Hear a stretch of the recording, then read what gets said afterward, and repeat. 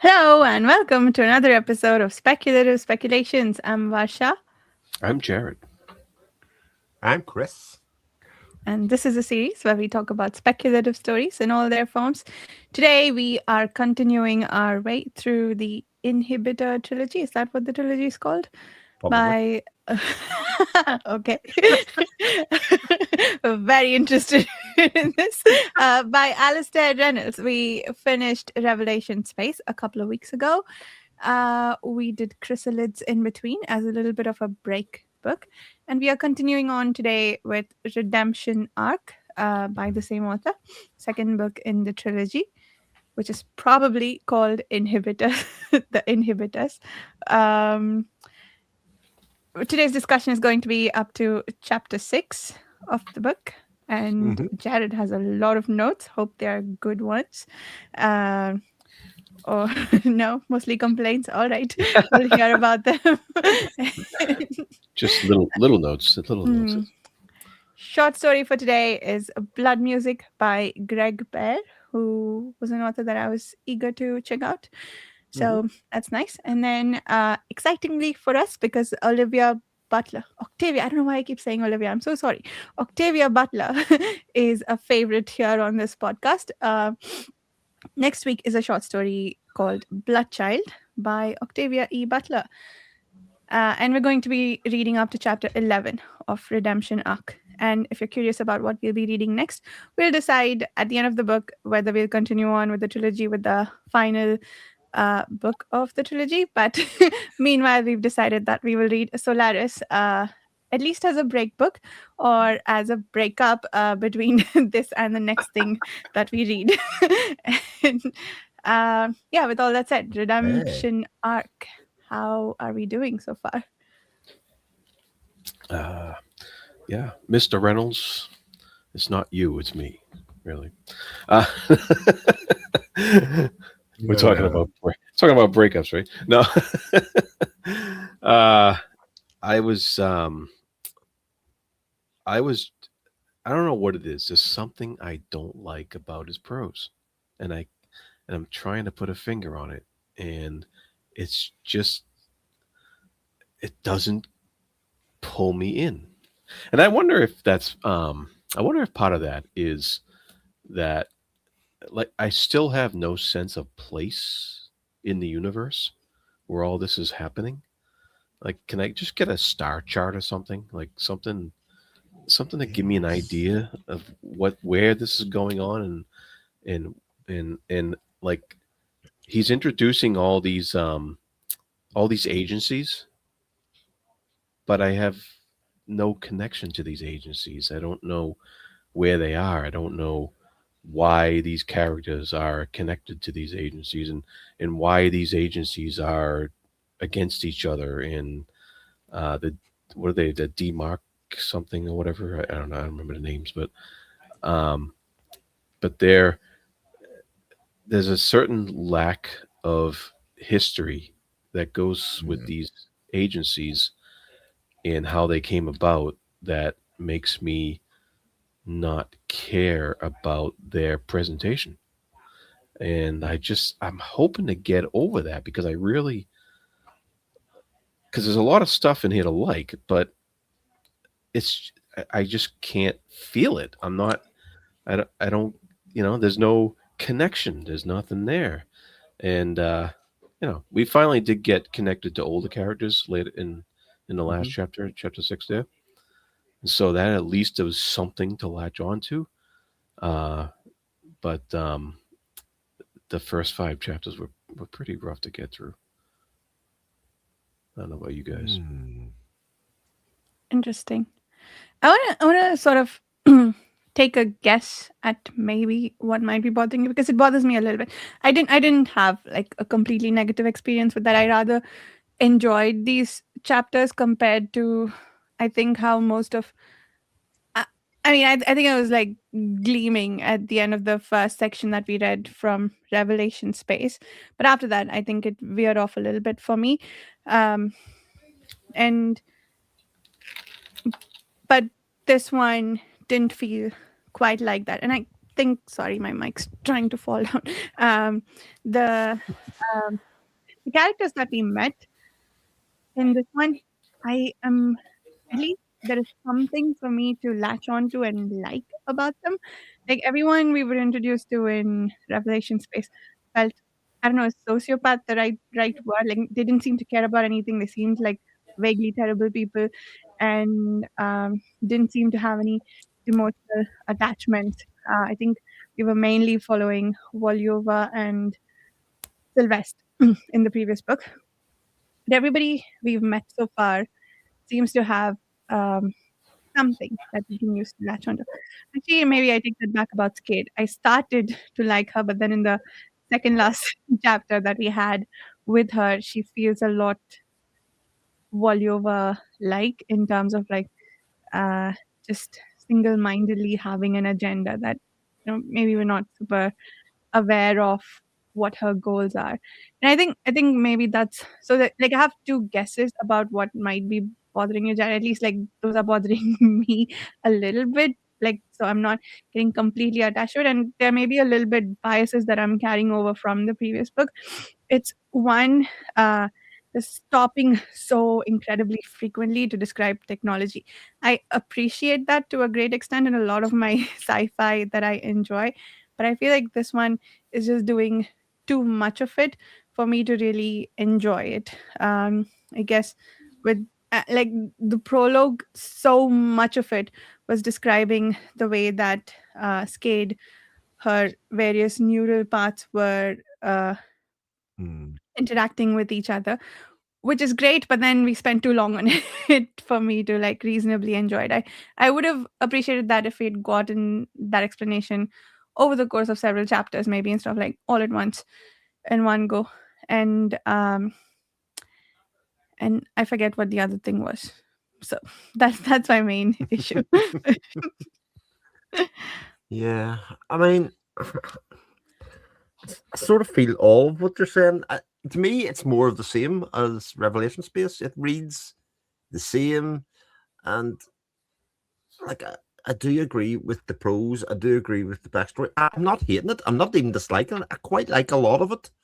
I think in each individual chapter, if they all had been little novelettes, there's something in each chapter to sort of grasp onto an event that happens. You kind of go, "Oh, that's cool," and then so far, like nothing's really connecting together. If that makes sense, like it's still the same kind of idea. We have characters that are Sylvester archetypes. We have characters that are like other characters, um, and it just doesn't read fluidly. For whatever reason that is, from one chapter to the next, I can get to the end of a chapter and go, okay, we're starting to get into it. And then it's like somebody hit the reset button every time we start a new chapter again. So that it kind of stops you in your path. And I think part of it for me is that there's always a history that we don't know about every situation. Like these characters are fighting a war. They're that's outside of what we know in Revelation Space, as far as I'm aware. We have new factions and new people that are not based off the same place. We even have new some. It was probably even more confusing when Resurgam came back in because there's a place I felt I should have known something about, and yet it wasn't. None of that knowledge was really useful. If you know what I mean, it was just kind of one of those. I guess who Curie was before it was revealed. That's who it was. I think that was quite obvious at that time. Although I will say it was a bit of a surprise when she run into Volyova at the end of the chapter. I thought that was quite interesting, and you were like, but like you said, Jared, having that sort of familiarity kind of breathed back into the story. I think it does. It does really help it. So I'm a bit conflicted insofar as like I like a lot of it. I just wish that I could kind of put it together a bit easier so that I'd be excited about jumping from one chapter to the next. Yeah. Yeah, and Vasha mentioned something about the explanations of the technology, and it wasn't just that he was explaining the technology. He often in the prose he repeated himself. He would Mm, have a character think about the technology, and then he would have the same explanation as part of the exposition of the technology that the mm, character was thinking. And then the character would say something that was pretty much the same as what they were thinking about the technology. And and that happened quite a few times. It really stood out to me, because we read a lot of confusing books, and but it's usually the books are, you might be missing something in a book because the author is purposely hiding it, or purposely um, misdirecting, or just trusting in the reader to catch up eventually. Whereas this was confusing technobabble that was repeated as confusing technobabble as it went on, and I was just like, okay, I didn't need that again. I needed, like, um, you know, I needed a little something behind that that explained why it's confusing technobabble, Yeah. if that makes sense. Yeah. It suffers a little from the Malazan thing of having multiple names for the same thing. So you have these groups of peoples or these civilizations that are called one thing and then have a nickname. So you have the group, so the Demarcus, that are the spiders, but they're not spiders. But then you have the pigs who are pigs. Yeah. Um, Are and you the know what I mean? spiders Demarcus or Are they conjoiners? the conjoin? Yeah. One or the other, That's yeah. Yeah. that's what I mean about having the same different names for the same thing. Yeah. So it makes it hard to attach that. Like I wasn't sure which of the two groups it was Mm. in that way, and it actually, even though it was explained multiple times about the technology, it was only in chapter 5 that I realized why they're called conjoiners in terms of this kind of neural cyber interface with the technology with the biology is why they're called conjoiners. Even though that was explained, as you sort of rightly said, right back in the prologue, but actually putting the name conjoiners to that as a whole race and not just that individual took me a number of chapters. And like it happened in chapter 5 is not exactly a problem because it's still early on in the book for me to pick that up and join it. But it was like, oh, and then so you have spiders, pigs, and then you have a mother nest as well, which is another kind of biological kind of connotation that again you've got to attach to a group or thing. And I feel like if it was a movie or TV series, this would be real easy because they have different face or visual features. One would have like ridges on their head, or one would have blue skin, or that kind of stuff to help you out. Yeah. But in this case, we're kind of relying on the words and the characters, even if there was different naming conventions for the different factions, the way that say Star Trek does it with Klingon. They have a certain language and all the names have a sort of familiar feel to them, and it's not even really happening there. And then you have factions within factions and all of that kind of stuff. So I think it is confusing. And the other thing I would say about it, I think it isn't helped by the fact that we stop every 100 pages. I feel like if we had read 200 pages this kind of back to back, a lot of my things that I'm pointing out here would be gone by that stage, and maybe not, but I feel maybe that might have something to do with it as well. Uh-oh. Chris is calling out the format. Just be clear, I like the format. I wonder. I just wonder if it changes the reading experience at all. I don't know. Maybe not. Yeah, that's interesting because we'd come with more information each time. Wait, I don't know. It's kind of funny. Maybe it depends on the book because you mentioned Malazan earlier, but if you could, there's so much to talk about in 100 pages of Malazan. That's true, and I don't get that much here. Like there's that much as much to talk about. I mean, there's still plenty of stuff, but so it's maybe it depends on the source that you're reading.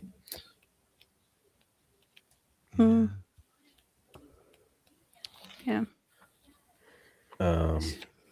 So we're reading chapter 7, 8, 9, 10 next week. And 11. Up to Up 11. to the end of 11. Yeah. And End of 11. 11. Yeah. Okay. So one of the things that I sort of wanted to bring up, I was sort of expecting. I wasn't expecting a continuation of Revelation Space, but I wasn't expecting so much new world building to be there from the start. It was almost like there was a lot of world building done in Revelation Space. I thought we'd have used that a bit more at the start of this book rather than kind of resetting things. And maybe that sets up more of the world beyond even these three books, etc. But Right.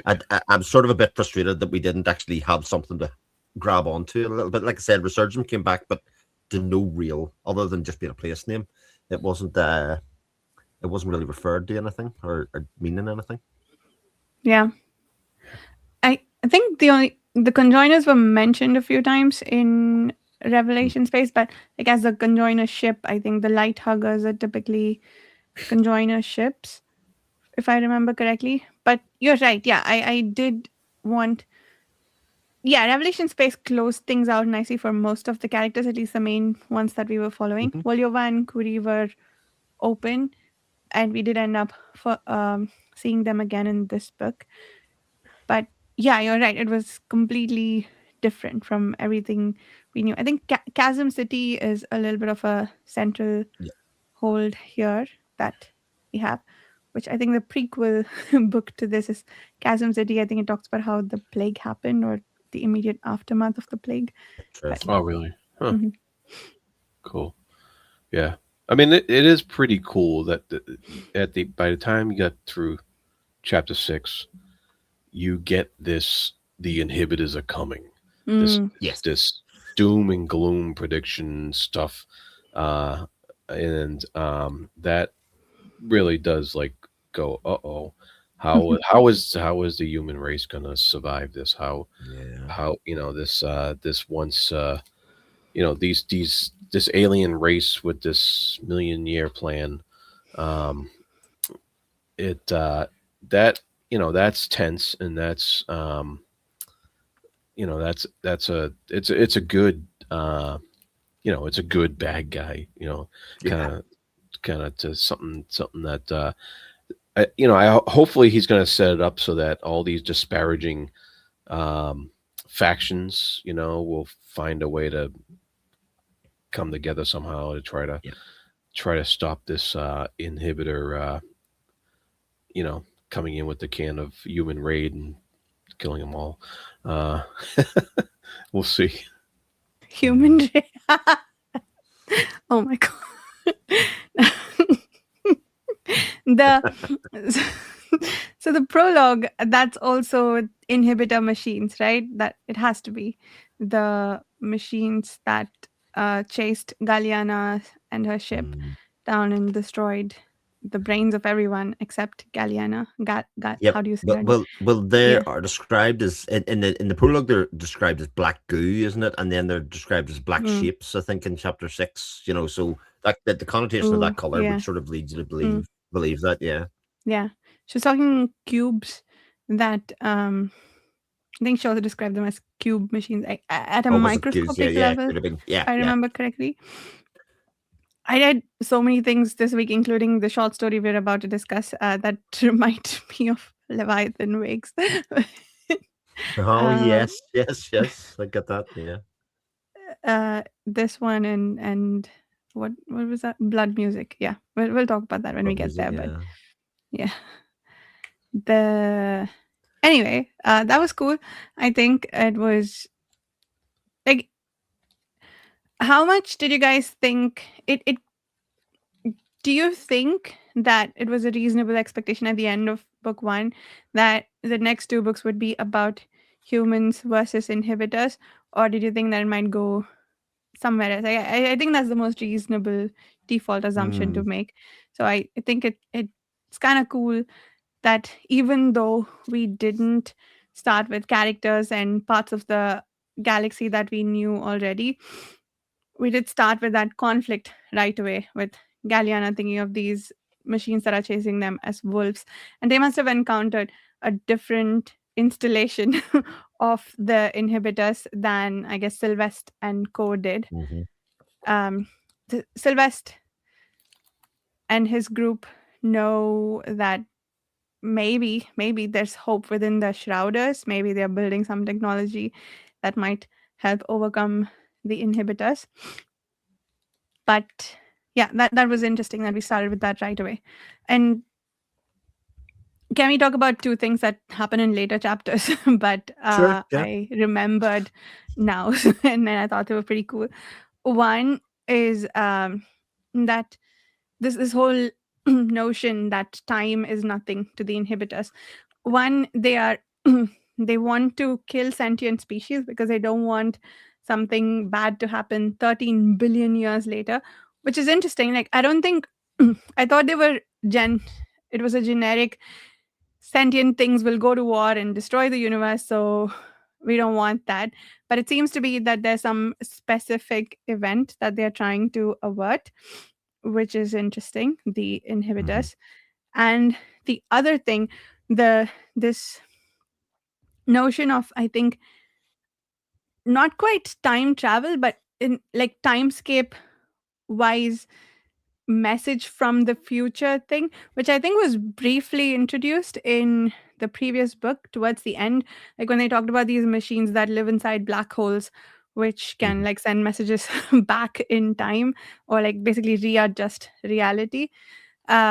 So so they mentioned something called, I forget what the name was, it started with an E, some project that Oh, the conjoiners. exorgism or something Yeah, like that, wasn't it? exordium. Yeah, exordium, I think. Exordium, that's the one. Yeah. Yeah. So that is they said something about like conjoining humans with quantum superposition states, which Mhm. apparently allows them to send messages back to the past. So they stopped building machines because of sending messages, because of some message that they maybe received from a future Oh. exordium thing. But now they've started building machines again Mhm. because these guys have showed up, and now we need to figure out what to do with it. So I kind of really like this gentle introduction of like possible playing with concepts of time. I'm really Yeah. eager to see where that goes. That's cool. I forgot all about that stuff. Yeah, Yeah. I But gotta watch it's another, that more closely. That's pretty cool. yeah, but it's another example of like it's hard to dislike this because it's full of so many cool ideas. It's got loads and loads of great ideas the whole way There's a through it. lot of ideas in here. Yeah, yeah. Yeah. Yeah, and Um, honestly, I think the whole conjoiner tech thing really cool. Except I Super didn't cool. Yeah. find it as cool as it really like it would have blown my mind if I had read it in a different mindset, like if I didn't carry over so much of the bias I had from the first book. Hmm. But because I was already mildly irritated with the stopping to explain technology every 2 minutes, as like the entire prologue is explaining her neural machinery to me. I don't want it. But if I had that like just in isolation without the bias I had built up before, I that's like damn cool technology to have different parts of your brain go at different rates to the point where it feels like you're different people and you're trying to get them all to work in coordination. And then she has a crest to dissipate all the heat that's building up with all the severe Mm, neural activity that she's doing. So yeah, that's all really cool. yeah. And on top of that, actually, when we get to the council meeting, which again was I thought was really interesting, that kind of the political dynamics of that was interesting. We get this perspective of aging and how aging kind of doesn't affect these species in the same way. Like there's the cybernetics are able to sustain them through later life, you know what I mean? And their body may be falling apart, but the cybernetics can keep them going. That was sort of described as some of the council members that were in there and doing it. And it does seem like the world is coming away from the fact that we are tied to the human bodies and our human physiology as being the only source of life in it, and that a lot of these projects that they have going as a species are able to be rekindled and reborn because the same people have been there for a long time, and they can kind of use that experience over time. So it's interesting that way. Yeah, very interesting. Which I think Volyova is an ultra. We didn't fully That's right. understand Yeah. what an ultra is, I guess, but they're just different factions. And did we understand what the Demarcus are other than they don't like implants? Did they have a philosophy other than we don't want to do what the conjoiners do? I didn't get a strong sense of Mm. what their Yeah, problem me was, neither. I or was what the curious war's about from it. necessarily. Yeah, but then we Okay. haven't really.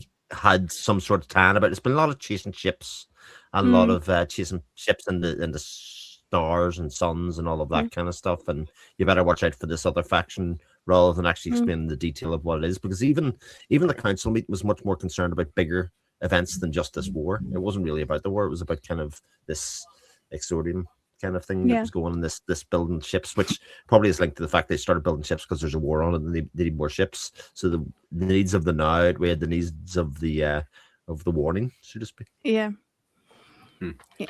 Yeah, it would have been nice though if he could have had a better tie, like together. Like, why is the war just a side thing for this council? Mm-hmm. So why are we bringing it up if it's not important? I mean, maybe it's probably gonna be important later on, uh, but it doesn't feel like it at this point, you know. And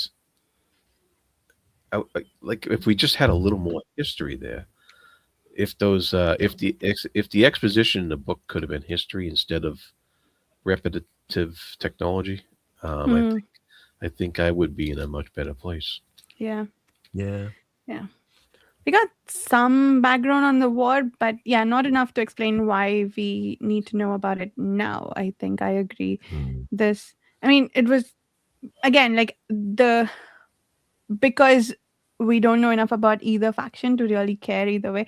Apparently, the Demarcus were um, weak enough at some point to ask the conjoiners to come establish a government, and then were unhappy when they got strong again that they were being ruled or something like that. Mm. But because we don't know who the Demarcus are, like just a faction whose name we know, Yeah. maybe it doesn't mean all that much to us. Mhm. Uh, what do you think of the pig man? That was oh Cyber pig. hilarious. Yes. Hi, hyper pig, sir. Hyper pig. Sorry, hyper pig. Sorry, yes. You can see my confusion though, because he is an enhanced pig. The first one that went out apparently, and he's a criminal. Oh man. Yeah.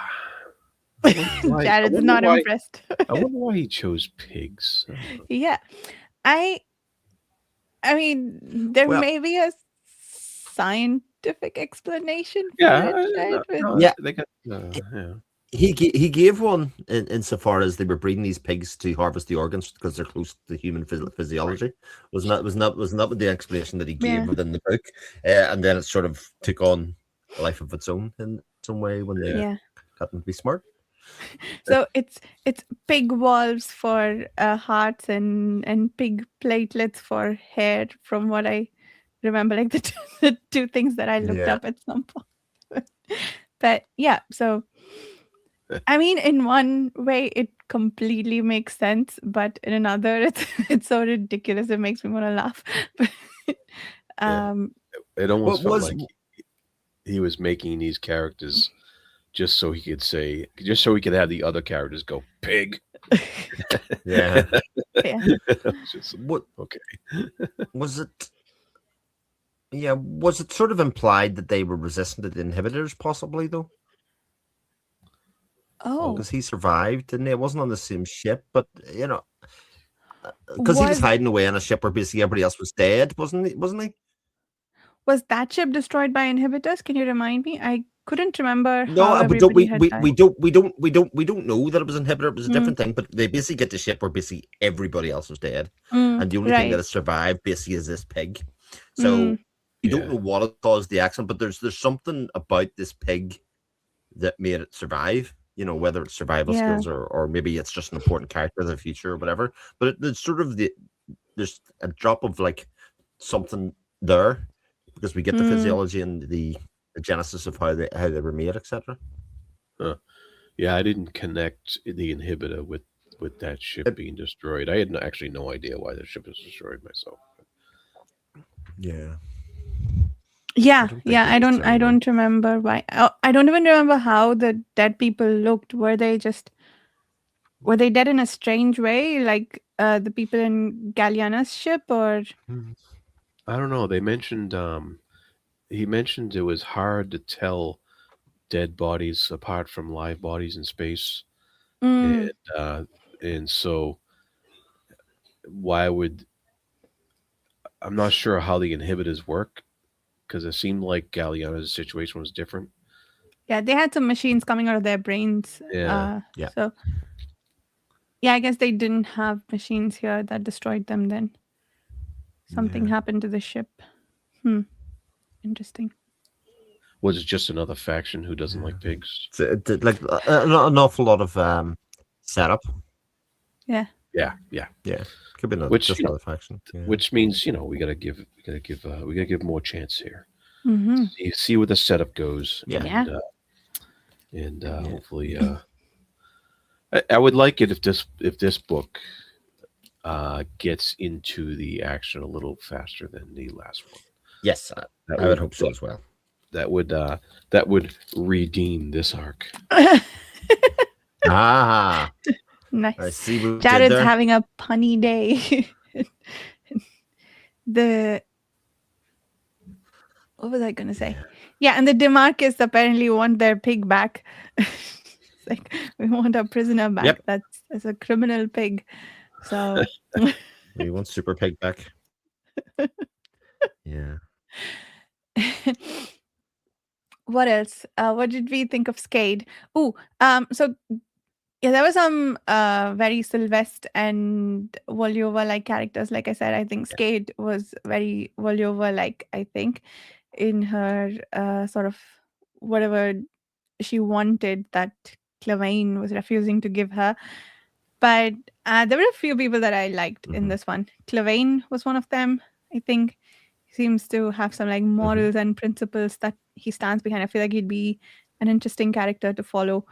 Uh, his friend Falca also for a similar reason. Plus, she got a pretty interesting backstory there. And oh, what's her name? And how do you say her name? Antoinette Bax. Antoinette Dax. Yeah. Yeah, the woman who gave her father the resting place he wanted. That made me really Yeah. sad, and Uh, that was a pretty amazing section. yeah. That one.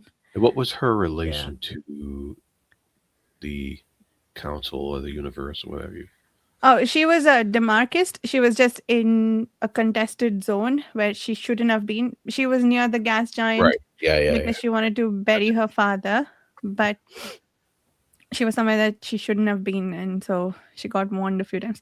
They also use the word zombie to refer to one of these factions. I Yeah. couldn't tell if it was the The conjoiners or zombies were the Demarcus or someone else. spiders. I think the zombies were the spiders. Again, that was sort of one of my big complaints because then I thought, I actually turned the page and thought it had two pages that stuck together when they started referring to the things as zombies and they were being chased by zombies and zombies were coming out of Yeah. everywhere. And I was like, oh, I've missed two whole pages here because they just jumped to it very quickly.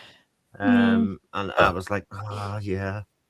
I'm struggling a little bit with putting that together, what they actually mean by zombie, because again, it's not a zombie as we know it. It's just not a spider as we know it, but it is a pig as we know it. Yeah. Yeah. Yeah. Yeah. I mean, I did, like Chris said earlier, I did like the politics of the council once that was revealed how that council works, and I think that's when we got kind of a different viewpoint of Skade, and because previously it was just her viewpoint, so now we're getting people who don't like her Yeah. or just are against whatever she's proposing and stuff, and so you got a kind of the different side of the coin there. So that was pretty cool. Um, and this I I am wondering why so much hinges on Clavane. I know he has experience and um, he has a it seemed to be that his older way of doing things might actually be more relevant to their situation other than rather than whatever they're doing now in the council, and so that's why they want him so bad. um and so I'm kind of interested in why that is. I'm interested in his story and why that is, and why why he's deemed important, and why and what is it about his experience that um, makes him not want to join the council, and how his older experience is relevant to the situation at hand. Mm.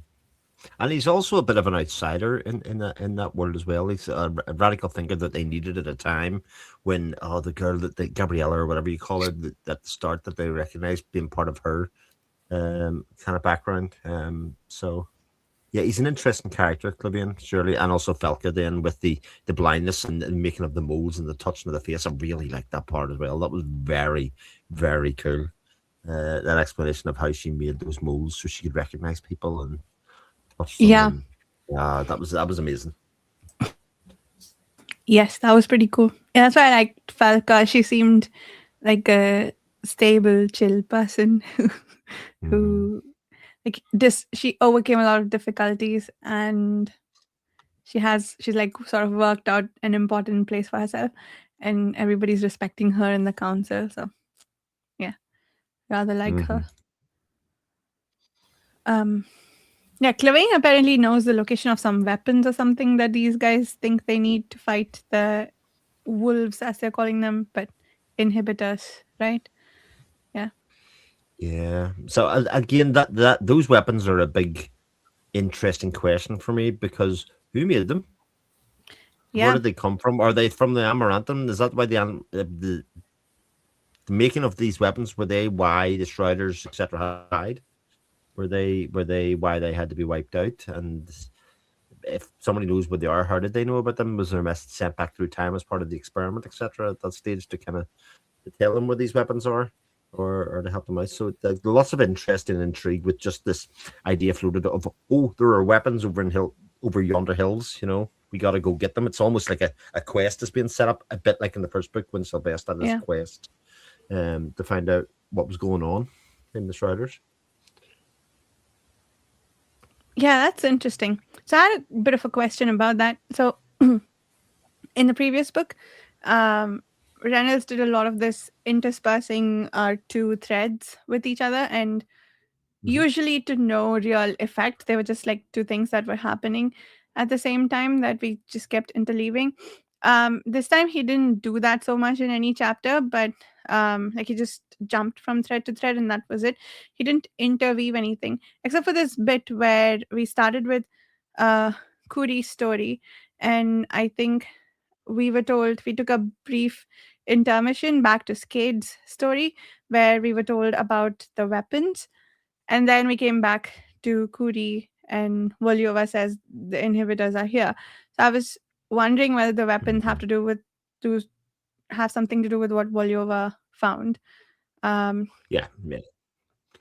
Could definitely be because again, Volyova and Curie know more about what's going on in this world than just about anybody else. I mean, they've hmm, basically seen evil in its face, and in yeah, fact, Curie has been remade by some of that technology in hmm, essence, the inhibitor technology. right. So, Hmm. and she's now working for the government, so to speak. So, interesting job change.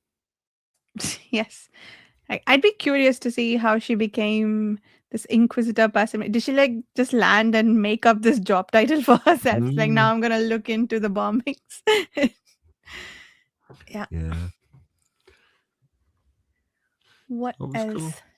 Yeah.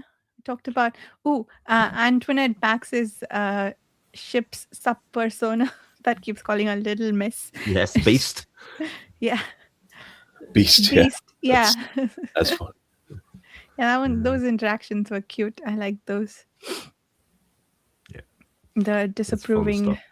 butler, much like Wooster. Yeah, Jeeves that, and that Wooster. is very what it's like. Yeah, I like that Yeah. analogy quite a lot, Portia. Yeah. Yeah, Nice. Yeah. yeah. It's almost like you want duck for dinner. I don't think you should have duck, but we'll have duck if you want to have duck. Yeah. It's Yeah, very much exactly. whatever. If you say I'll just give you one last chance to change your mind from duck for dinner, and before I go make it. Yeah, it's very like that Yeah. interaction. Yeah, that was pretty cool. I'm reading a Jeeves and Wooster book now. Wooster asks Jeeve, where did did you get those bright pink shirts I ordered? Jeeves is like, yes. What did you do with them? I sent them back, sir.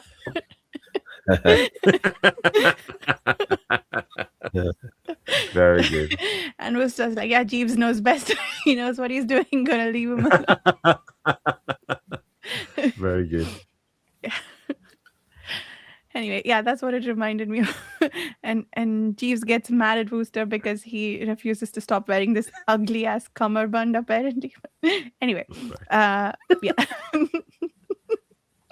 That's why I made that comparison. Seems apt. Anyway, moving on. Anything else we haven't touched upon yet? Not really. I mean, there's a lot of disjointed, as our discussion will attest to, there's a lot of disjointed kind of thoughts and feelings about lots of different factions at the moment without kind of coming together as a whole. And I'm sort of hoping in the next 100 pages or so we'll start to get the form of what the drive and the direction of the story is going to be for all of our characters. Because again, the first book was a bit like this, and then they eventually kind of coalesced in the same place at the end. Yeah. So maybe this will be similar, or maybe this is spread over 2 books. I wonder if Resurgam will be the connecting thread between all of these.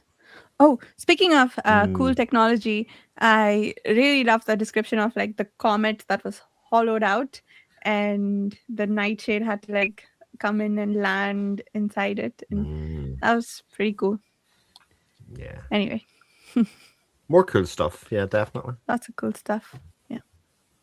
I think I enjoy descriptions of like planetary technology a lot more than I enjoy descriptions of human enhancements. I think that was maybe my issue with the first book too. Planetary and technology, take how many ever breaks you want to explain them to me. Don't want to read so much about all the neural enhancements you have. Anyway, speaking of neural enhancements, are we ready to chat about Blood Music?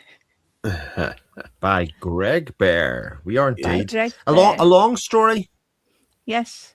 But Longer it did not read long. But yeah, it read pretty quickly. Yeah.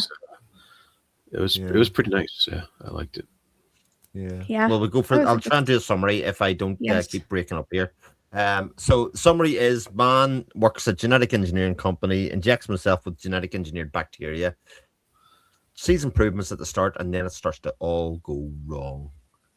Because when bacteria doesn't know when to stop growing, and he's a person that's investigating and helping him, what does he do to resolve said problem that he sees coming?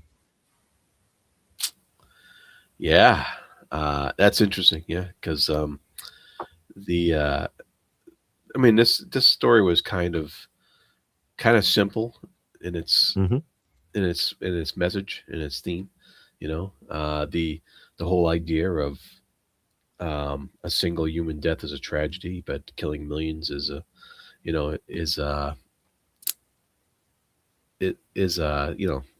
whatever that saying is. I can't remember now, but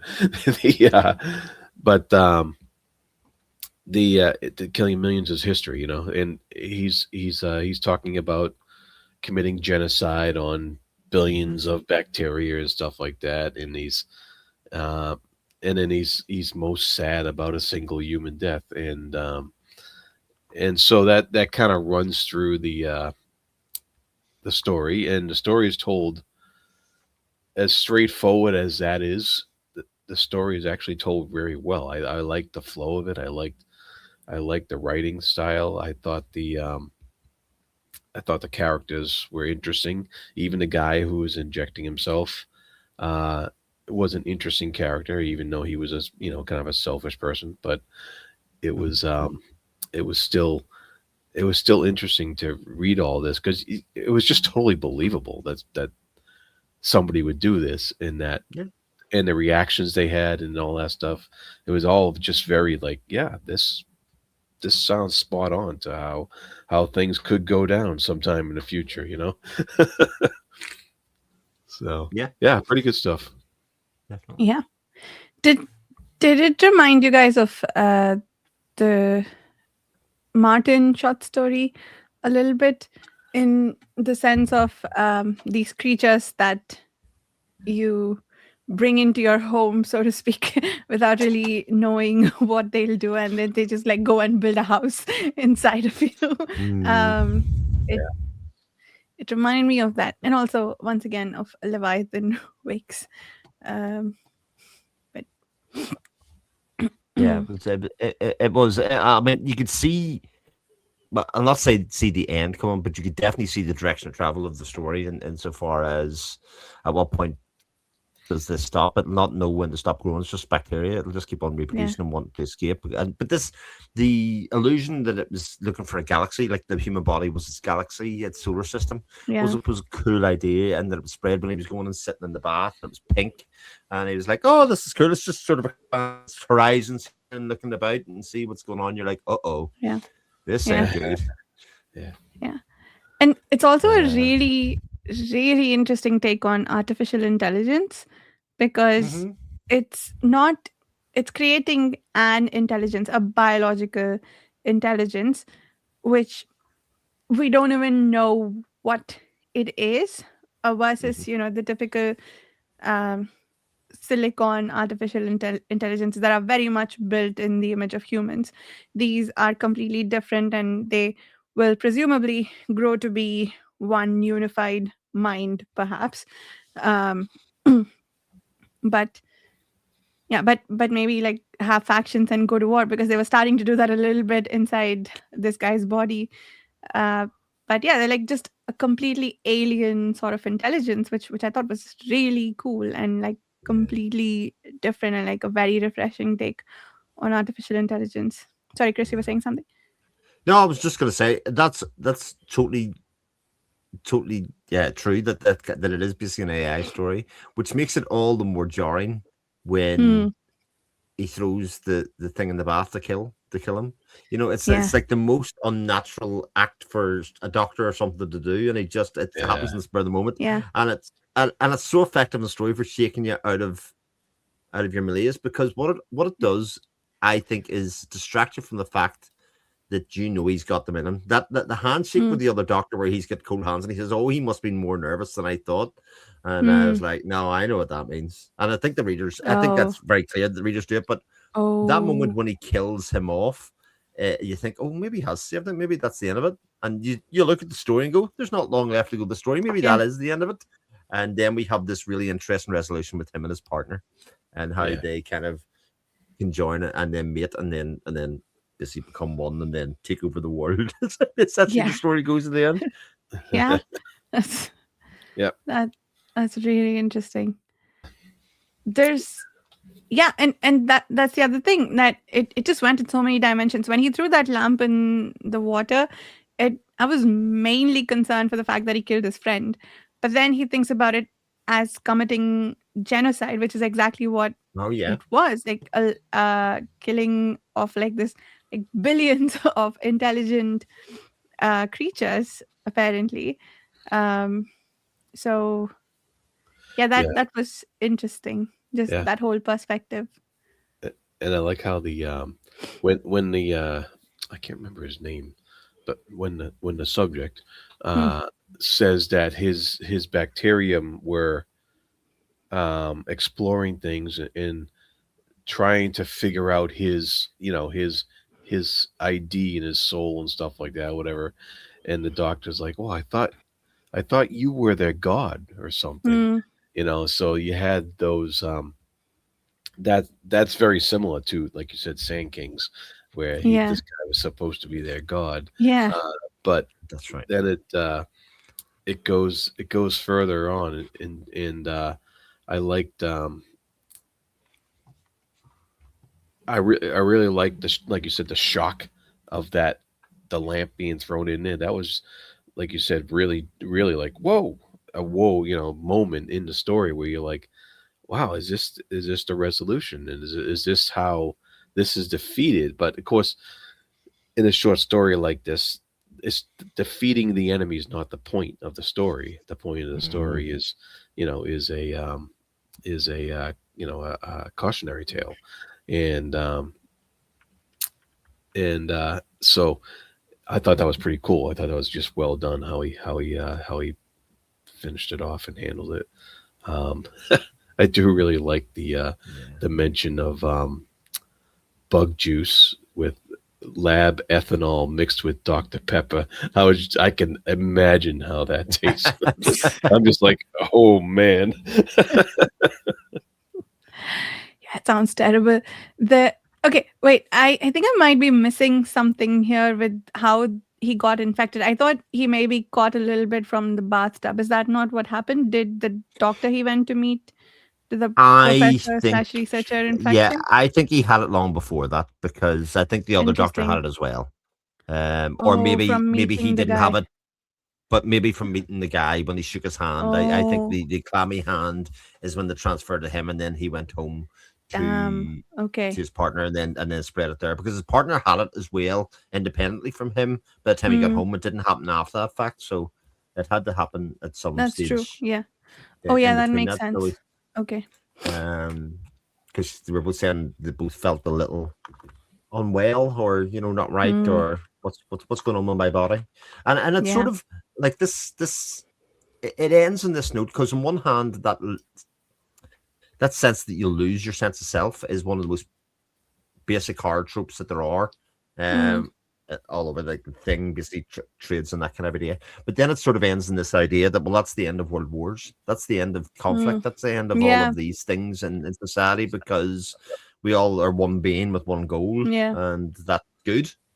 Which thinks Hmm. an interesting from the murder in the bath to, oh well, that's life sorted out, that's just all, we're all on easy Yeah. street now. Yeah. Yeah. And in some ways, he didn't really kill his friend. Like his friend was already gone, and Yes. the creatures that were growing within him have now expanded. So, yeah. Mm, Lots to think about. indeed. It's a very interesting story. Would definitely like to read more Greg Bear. We've got to put him Well, on the wheel, nice that I you think. say that because he took this short story and turned it into a book. Oh, Yeah, interesting. he did. Okay. Gotta gotta check that out. So We'll it's put literally some called Love stuff Music the by. Book. Yeah. Oh, the book. Okay. All right. Anything else before we wrap up? No, cool stories. Although I have to say, between this story, Redemption Arc, Revelation Space, The Chrysalids, and More Than Human, which we're reading at the moment, there are so many similarities in all of these Yeah. stories that I am really having a hard time discerning which is in which book at the moment, because they're very there's crossover themes in all of them, and it's Yeah. driving me a little mental. Yeah, that is true. But I was I thinking can that play. too. Yeah. But yeah, lots of good stories. Anyway, we'll be back next episode with chapters 7 through 11 of Redemption Arc, and we'll stay on the blood theme with Blood Child by Octavia E. Butler for the next short story that we'll be reading. Thank you so much for listening, and we'll see you soon. Bye.